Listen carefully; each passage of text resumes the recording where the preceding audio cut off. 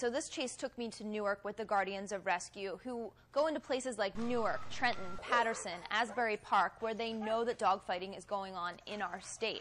So in this instance, they were actually negotiating with the Bloods to ask them to help them with this issue that's going on in Newark.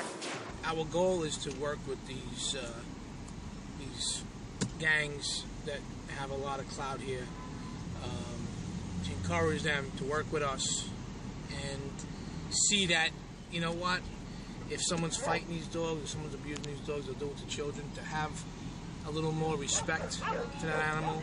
So they took me out, and the gang members openly spoke to me. We're not going to use their names, but they did allow us to use their faces, and they spoke to me about why they are willing to help the Guardians of Rescue get this job done.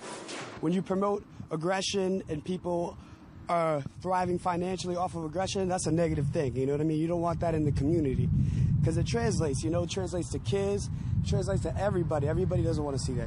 I got kids. I got little boys. My little boy follow everything I do. He wearing his pants like me. So, if he see me fighting dogs, he gonna be fighting cats. I was raised around dogs, the southern things. I was raised from a little pup with a little pup. I've had over 10 dogs. So when I met Lethal and he told me about the Guardians of Rescue, I had no other choice but to get with the movement, because that's all I'm about is movements. And dogs, what could I say about them? It's not just a man's best friend, but it was a child's best friend.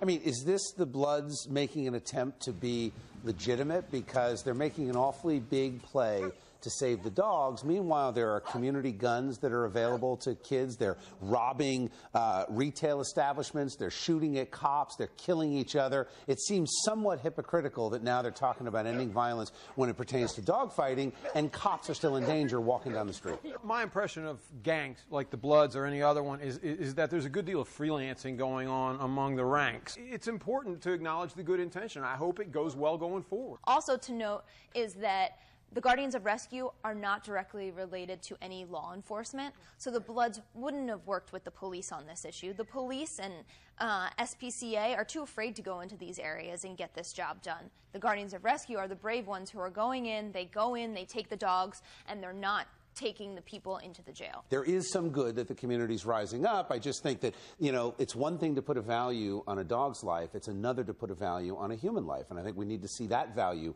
increase before any of this is solved.